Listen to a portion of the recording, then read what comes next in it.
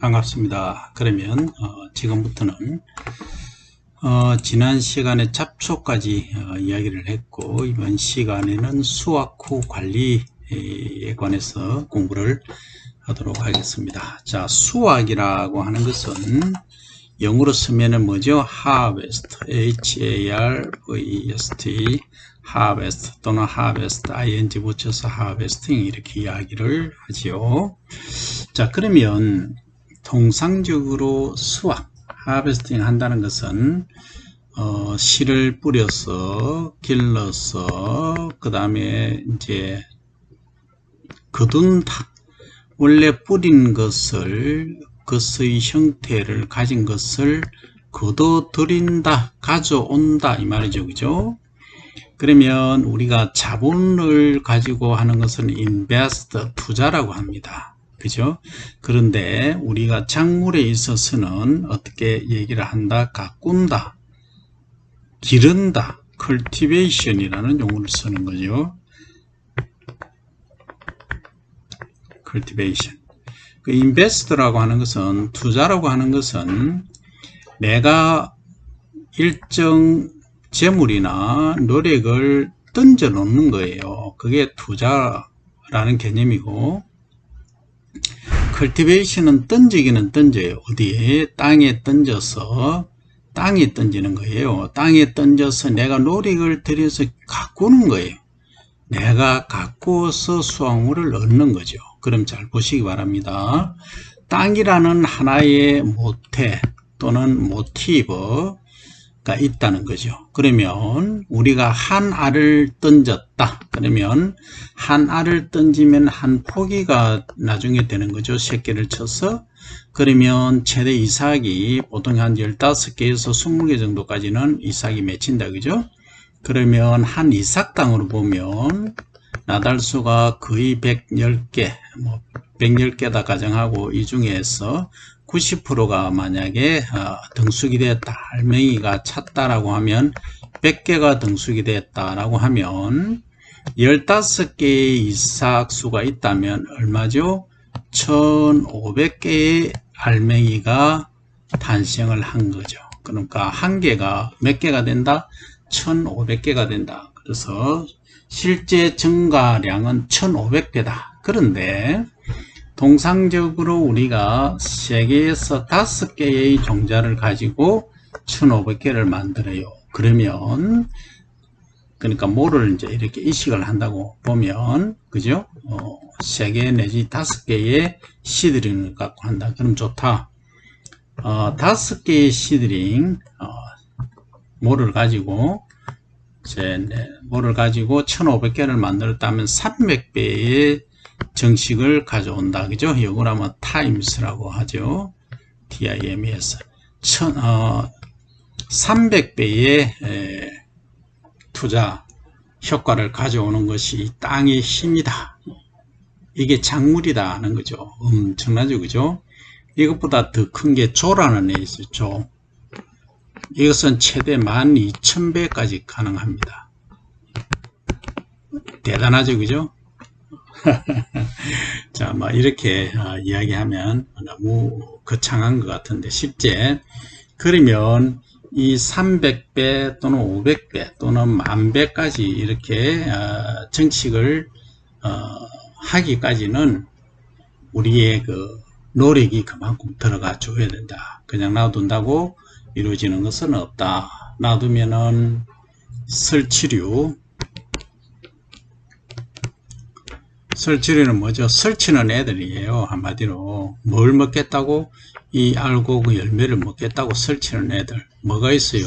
참새, 스패로우라고 하죠. 참새부터 그 다음에 다양한 것들이 쥐도 있을 것이고 다양한 애들이 여기 설친다. 또 이 수확하기 전에는 날아다니는 메뚜기, 메뚜기가 날아다니죠. 여러분들 잘 모르시죠? 메뚜기 떼가요.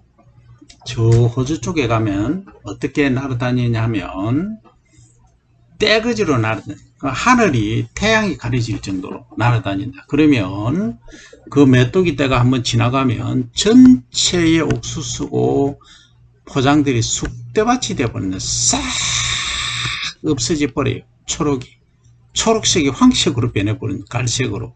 그만큼 메뚜기가 무섭다 하는 거죠. 어쨌든 뭐 그걸 또 이용한다면 포획을 할 수 있는 방법이 있겠죠. 네트를 딱 설치하게, 엄청나게 큰 네트를 설치하겠죠.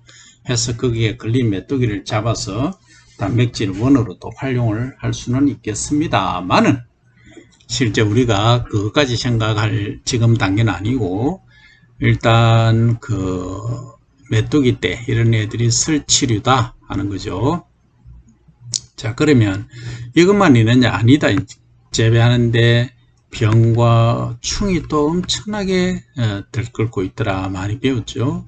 그래서 이런 것들을 다 이제 극복을 해야 되는 것이 또 우리의 농부의 일이다. 그러면 수확 적기가 누렇게 익었을 때다. 그러니까 누렇다는 것은 누를 황자를 써서 황숙기라고 하는데, 이 황숙기 때는 수확을 하지 않습니다. 왜냐하면 이때는 수분이 33% 정도 됩니다. 그러면 이걸 우리가 통상적으로 지금 15, 6%의 수분을 맞추려고 합니다. 그러면 수분을 이렇게 날려보내는데, 소위 증발을 시키는데 에너지가 엄청 든다는 거죠.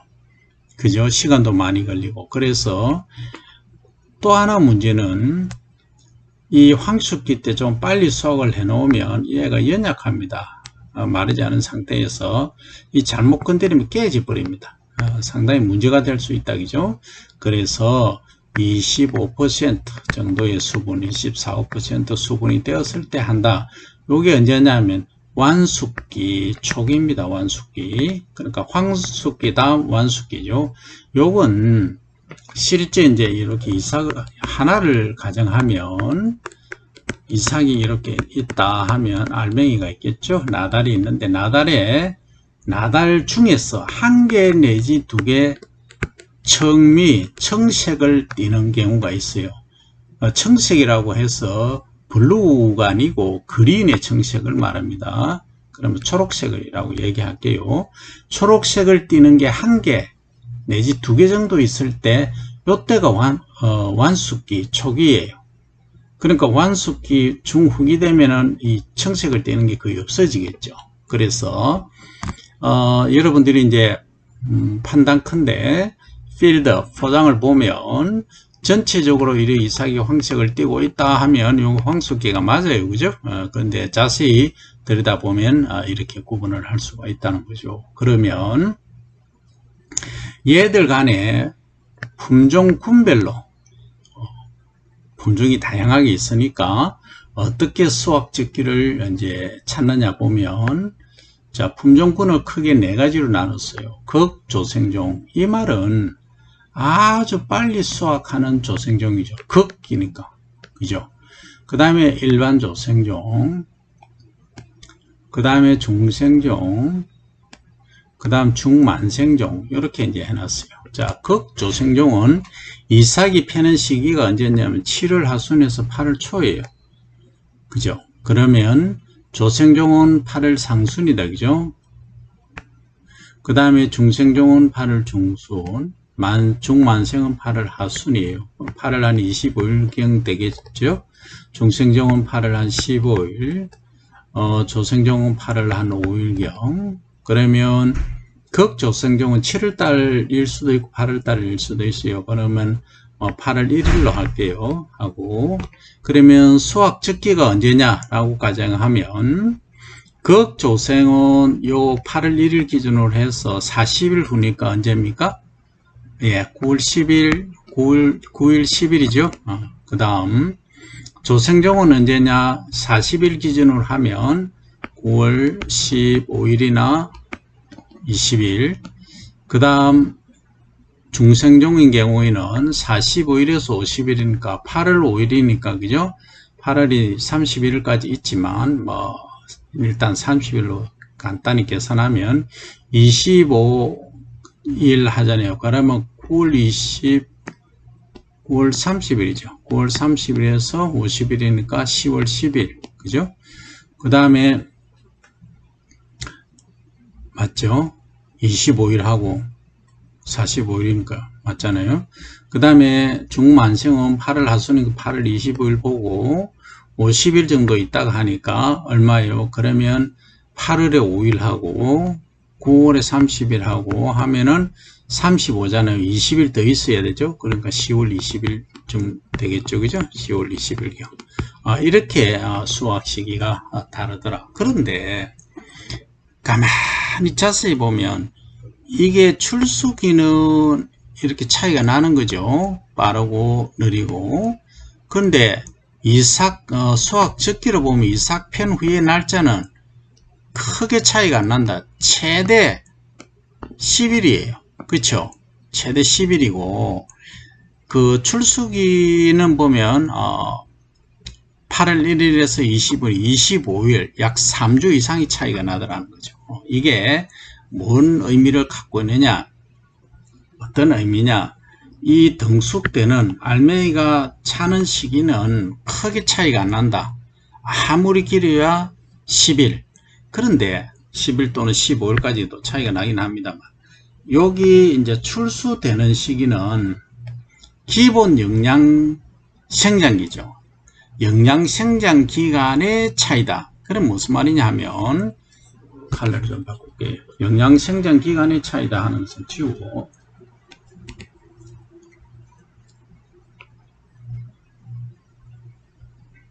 한번 여러분들도 한번 생각을 해보세요. 왜 그럴까?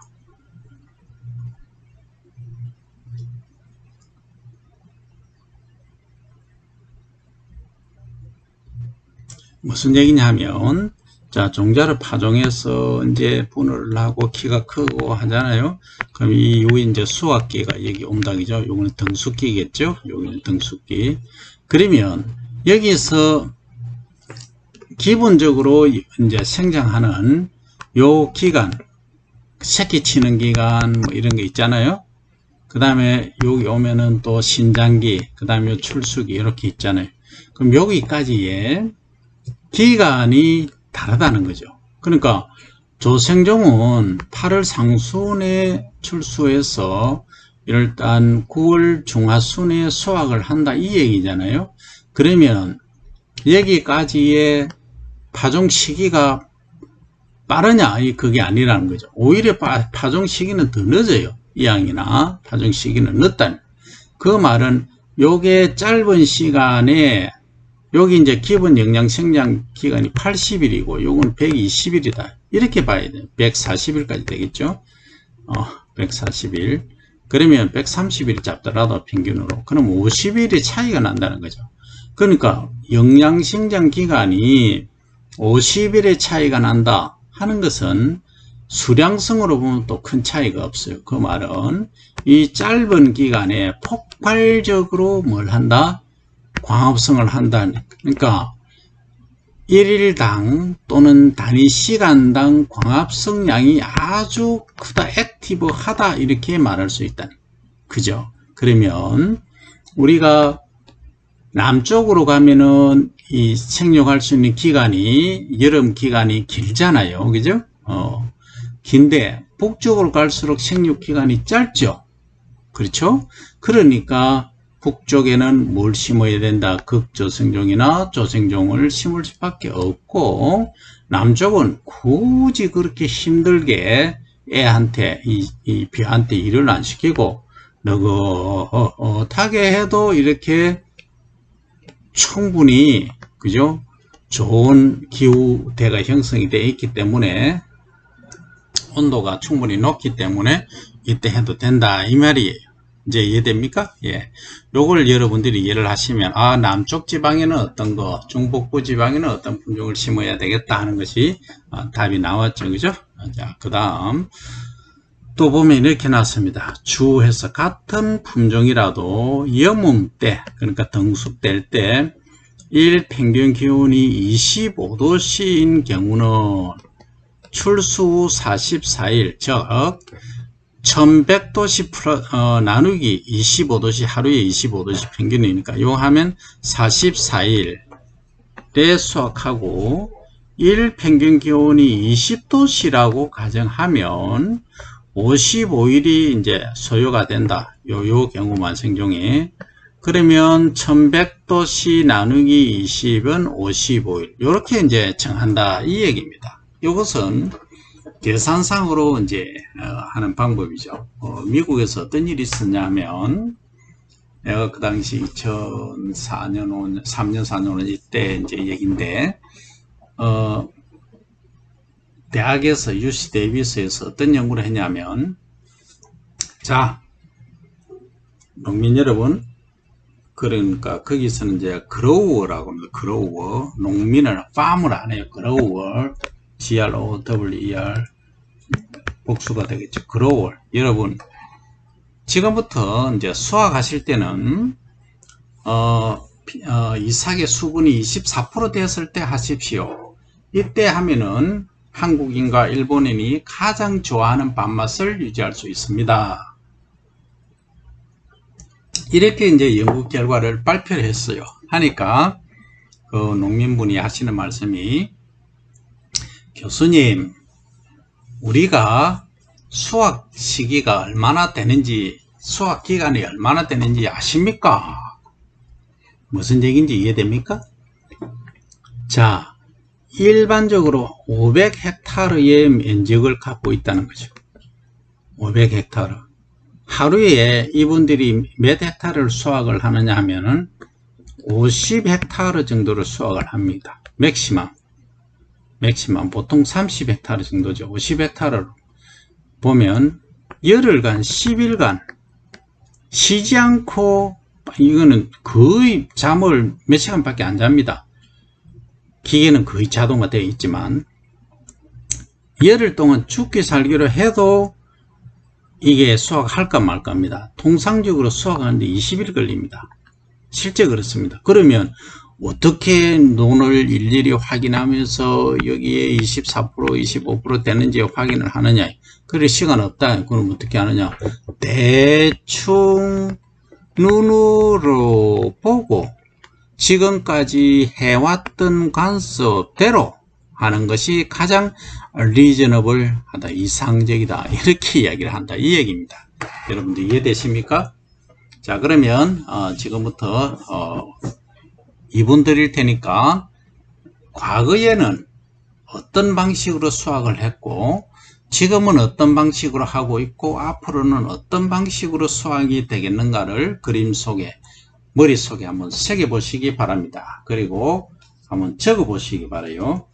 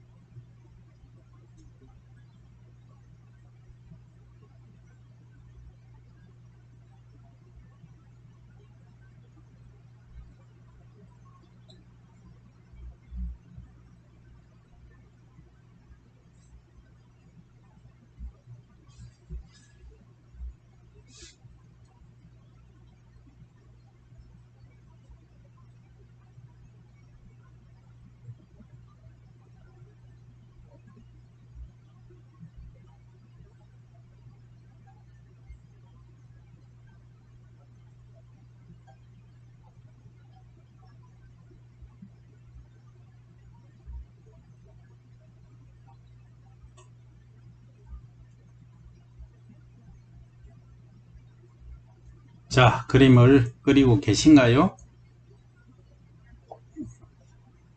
그림을 그려보면 과거에는 이렇게 뭐 야산이나 들판에 강 주변에 이렇게 배가 뭐 조금씩 있었겠죠. 그러면 어떻게 했겠어요? 이게 손으로 이렇게 닦겠죠. 훑었겠죠. 그 다음에 훑는 것도 손이 아프더라. 그때는 장갑이 없었으니까. 그래서 뭘 이용했다? 이 돌랏 있잖아요. 돌랏. 이런 걸 착착 자르는 데 썼겠죠. 그죠? 그 다음에 껍질을 까는 것은 이런 데 넣고 이렇게 돌로 문지르니까 껍질이 까지더라. 이렇게 했죠. 이게 이제 신석기, 그죠? 시대, 구석기, 신석기 시대 때 했고, 청동기 시대에는 이제 기구를 이용을 했겠죠. 그 이후에 이제 이 야, 수렵하는 거, 채집하는 거, 이거는 우리가 할 짓이 아니다. 어떤 우리도 옮겨 다니지 말고 정착을 하자 했죠. 그래서 나온 게 뭐예요? 이렇게 이제 재배란 게 이제 나오게 됐죠. 그러니까 재배를 하다 보니까 원래 하니까 내년에 수량이 별로 없더라. 그래서 뭔가 부족하다. 그래서 유기물을 투입하고 이런 게 이제 시작이 됐죠. 그게 이제 비료의 기운이 될 겁니다. 그리고 나서 이제 그 당시는 이양이라는 걸 몰랐죠. 그러니까 직파만 했죠. 그죠? 씨만 뿌리고 풀 뽑고 했겠어요. 그러다가 이러는 것보다 더 안정적이고 한 것은 이양이다 해서 이양법이 재배가 되다가 이 이양법도 보니까 시간이 너무 많이 들고 코스트가 되니까 다시 이제 직파로 하자 하는데 여러 가지 장애 요소들이 있죠. 그러나 미국이나 저 큰 대규모로 하는 데는 전부 직파입니다. 직파가 기본이죠. 그렇게 해서 옛날에는 이렇게 낫으로 베어서 말려서 그 다음에 이제 도정을 하곤 했죠. 그러다가 1980년대에 이게 나왔어요. 이게 뭐냐면 바인더라는 거예요. 이 이제 보행용인데 이렇게 한 줄, 두 줄 정도씩 이렇게 지나가면서 커팅하는 거예요. 커팅하면서 이렇게 묶는 작업까지 묶어서 이렇게 눕혀 놓습니다. 이 자동으로 눕혀지는 거죠. 눕혀지니까 요걸 이제 건조를 시켜 한 며칠 논에 둡니다. 두었다가 뒤집어 또 주기도 하죠. 그러다가 이제 탈곡기가 있잖아요. 이렇게 모아서 탈곡을 하는 거죠. 그죠? 탈곡을 해서 이제 도정하고 이렇게 했었습니다. 그러다가 이것도 좀 힘들다. 좀 편하게 농사 짓자 해서 나온 게 이제 사람이 타고 있죠. 좀 있어 보이죠. 여기 지고 나르는 사람들 소리 힘들어 보입니다만 이거는 경운기에 이제 실겠죠. 굳이 이래 안 해도 옆에 경운기가 지나가면서 실으면 됩니다. 그죠? 그래서 이제 콤바인, 얘가 콤바인이 뭐냐? 컴입니다. 컴. 두 개를 함께 요거 바인더는 묶는 거라 했죠. 요거죠. 그죠? 바인더 묶는 거하고 함께 하는 뭘 탈곡하고 같이 하는 것을 해서 콤바인이라고 부르는 거예요. 그러면 요거는 보통 4줄, 6줄, 8줄 이렇게 크기에 따라 다릅니다. 그러면 콤바인으로 이렇게 수확을 하면 일단 이제 예치 이렇게 자르고 그죠? 이거는 묶는 작업은 없어요. 자르고 그 다음에 이제 여기 탈곡기가 있어요. 장착이 돼서 뚜루루루 눕혀서 지나가면 이삭은 이삭대로 이렇게 분리된 거고 짚은 짚대로 이렇게 땅에 이제 뿌릴 수 있는 거죠. 땅에 뿌릴 때 그냥 그대로 이렇게 눕혀 놓느냐 아니면 잘라서 하느냐 여러 가지 방법이 있겠지만 토양 유기물로 하는 측면에서 보면 한 10cm 크기로 잘라주면은 빨리 부식이 되겠죠. 그죠? 예, 그렇게 하는 사람도 있고, 최근에는 이 유기물이 부족해서 이 탈곡하고 남은 볏짚, 소위 고관유, 이 볏짚을 전부 사료로 많이 쓰죠. 그죠? 그래서 이렇게 가다 보면 마치나 좀 이래 머시멜로처럼 하얗게 이 붕대 감은 것처럼 비닐로 감아놨잖아요. 그게 전부 사료로 쓰기 위한 거예요. 그래서 이제 요게 나오게 된 게 콤바인이에요. 예, 이렇게 여러분들이 이해를 하시면 여기까지 이제 우리가 기계사의 변천 과정을 하실 수가 있는 겁니다. 자, 여기까지 여러분들 상상의 나래를 펴고 그럼 앞으로 어떻게 가겠느냐 하는 문제도 한번 생각을 해 보시기 바랍니다. 자, 이번 시간 여기서 마치고 see you next time.